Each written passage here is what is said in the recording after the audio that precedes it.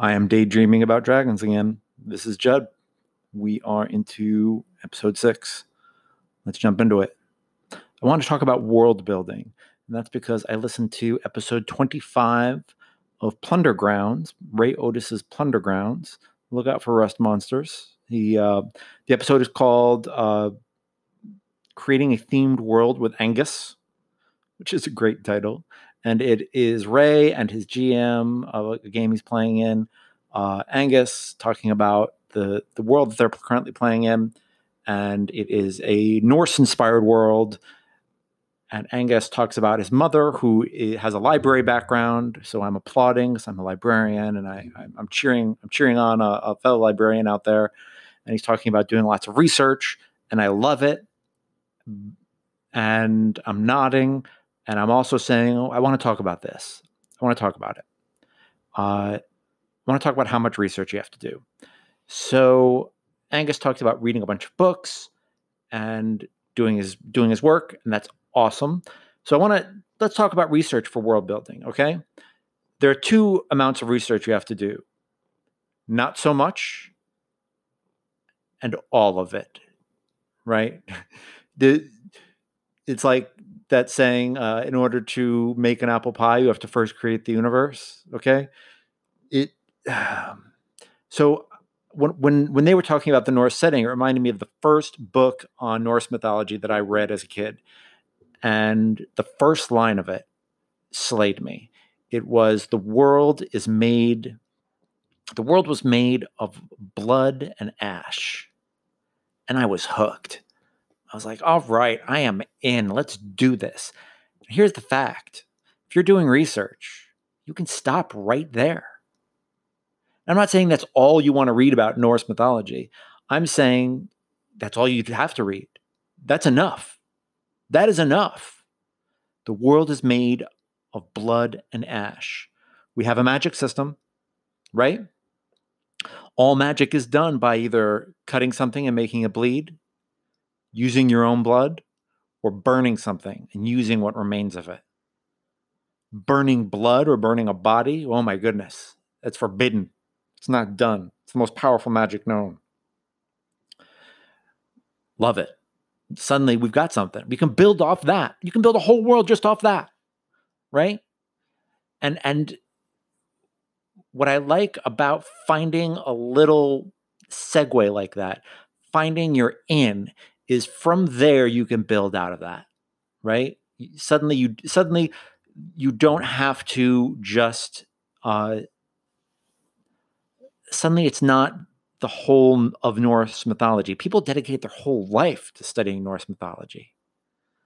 So by breaking it down, by finding the in for your world or for your bit of world building that you want to start with, it makes an insurmountable task an apple pie, right? It makes the whole universe. Find your apple pie, bake that apple pie, then build the universe around that apple pie, right? Find your blood and ashes, and then go from there, rather than just trying to say, all right, it's going to be a Norse world. Oh boy, I've got so much reading to do, right? Suddenly, oh my goodness. So, I mean, where would I go? I would do blood and ashes. Great. I would start making up my magic system, start thinking about families and clans and power bases and gods and goddesses, all based on blood and ashes. All of it. All of it. Some of it would have a Norse feel. Some of it wouldn't.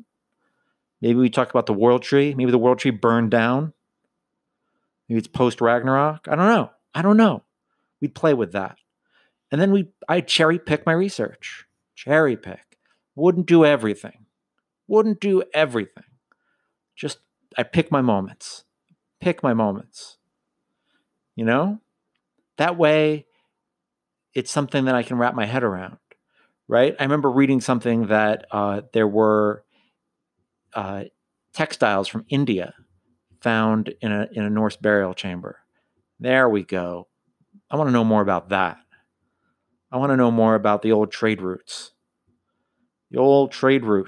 Blood, ashes, trade routes. Now we're cooking. Now we've got somewhere to start. So you don't have to build the whole world all at once, right? Be careful about that. That's not, I don't want you to get, if you're loving it and you're doing all the research in the world and you're just enjoying it, that's great. That's fantastic. Keep doing it. Whatever's working for you, keep doing. But if you're intimidated, take a step back, find your apple pie, right? I want to talk about a burning wheel game that I ran years ago. Years and years ago. Must have been 6 years ago. Goodness. And I started with two things. One was that the crime world was being taken over by a noble family. You know, there used to be sorcerer kings in this city, and they were starting to muscle into the crime. They were starting to fall and crumble, and they were starting to take over the black market and the crime. Interesting. So we've got a conflict. That's the situation. The player characters made their characters around that.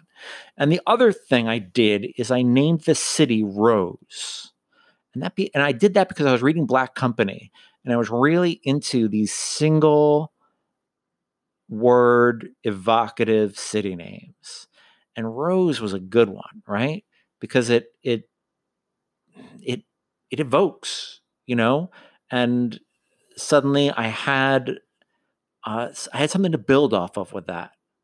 You know, I said that the sorcerer kings who ruled the city had a garden pantheon. So then I could build off of that, you know, and I had this weird pantheon written up: the Green Man, the Oak Lady, the King and Queen of Thorns, the Black Orchid, the Ravens of the World Tree, Chroniclers of the Garden Pantheon. Cool. Suddenly I've got something.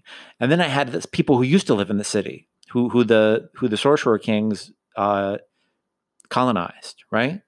And they had beast temples. So suddenly I had kind of a pantheon that had been stepped on. And maybe the beast temples, they had the ravens of the world tree once, but then the garden, the sorcerer kings kind of incorporated those folks into their pantheon, into the garden. And then I had the beast temple, the saint of shepherds, the wolf goddess, the boar god, the holy stag, the hawk of sight, wind, and sky. And there we go. You can build right off of that. So what I'm saying is, in world building, find your apple pie. Find your in. You know, you've got to create the universe. Absolutely. Find your lens. Don't feel like you have to make everything all at once, right? You know, you can start with something really simple.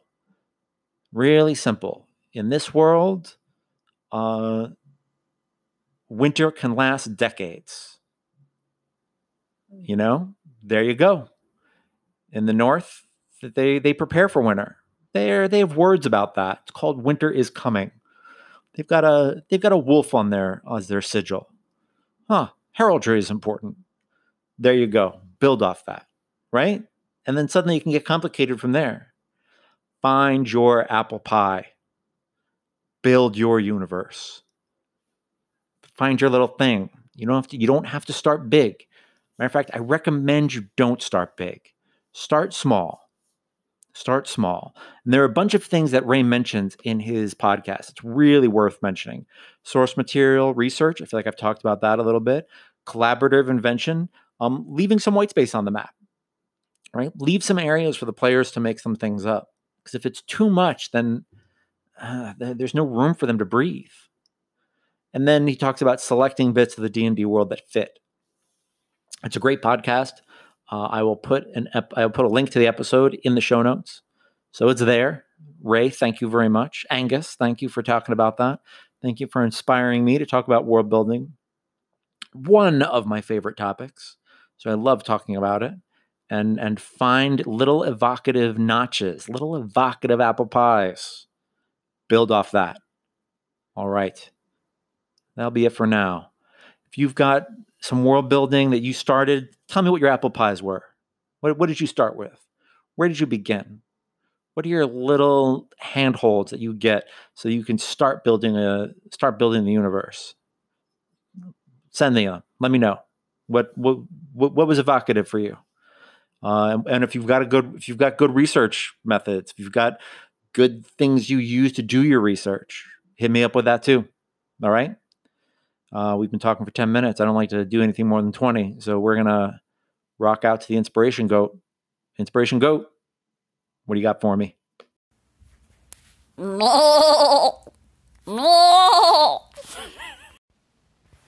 Thank you, Inspiration Goat. And let's see what we've got here. This looks good. This is The Cavaliers of Mars by Rose Bailey. And it's a swashbuckling Martian science fantasy thing that I adore. And I just made a character. And I don't know exactly what the name would be. I think I would end up taking the word D'Artagnan from Three Musketeers and mixing up the letters. Guntarda.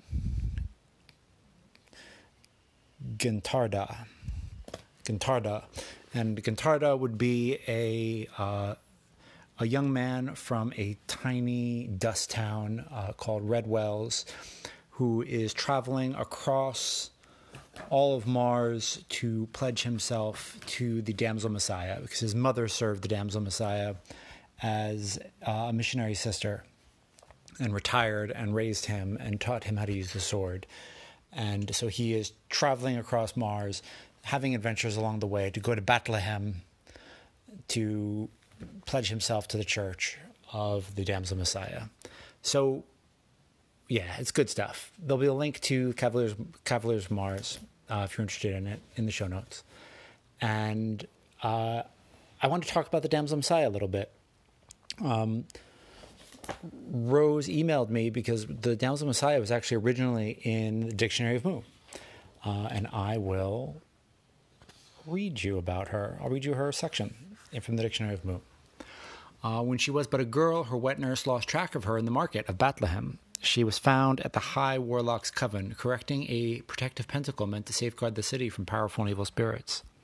She was no older than 11, and when she was no older than 11, an elder spirit took her to Olamon, the top of the world where the primordial gods were born and made their first dances.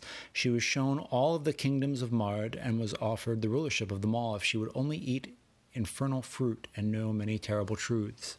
She turned the spirit down and bound him quickly. He serves her still. None know if she ever bit the serpent's fruit. Her first decree as ruler of High Brazil was crucifying the moneylenders who did their business in the many temples of Bethlehem and Yeru. She breaks bread with whores and lepers, and so she hears the news of her empire. To those who live in High Brazil, she is the way and the light in dark, pathless times. Her apostles are the generals, diplomats, and courtiers of her armies of warrior priests. Using the combined wisdom of these prophets and madmen, she insinuates herself into many a tribe and nation's messianic lore, and brings more and more desperate Mardians to her fold every day. Good stuff. And the little note on her says, there are worse ways to follow than her holy route, but mayhap there are much better. Like many entries herein, Ogma is conflicted. Your dictionarist saw her speak on a barren Golgothan mount. She gave a rousing speech while her followers crucified her gently. Ogma was moved. Ogma was inspired. Ogma returned home filled with unfamiliar thoughts. It's good. I'm glad. I'm touched and honored that Rose included it in Cavaliers of Mars. She emailed me and asked permission. I said absolutely. I am excited that the Damsel Messiah has spread. It's like her religion has spread to a new incarnation of Mars. How cool is that? That's the coolest thing I know. And I wanted to make a character who was going to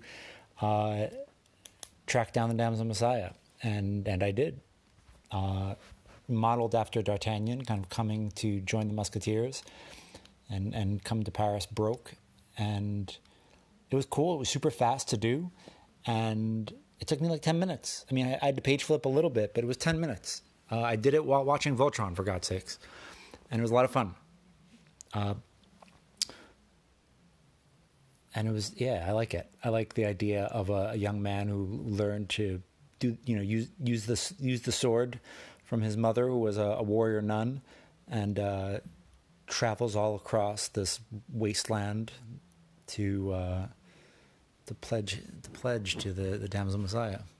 And I suppose this is a good time to talk about how the Damsel Messiah was born.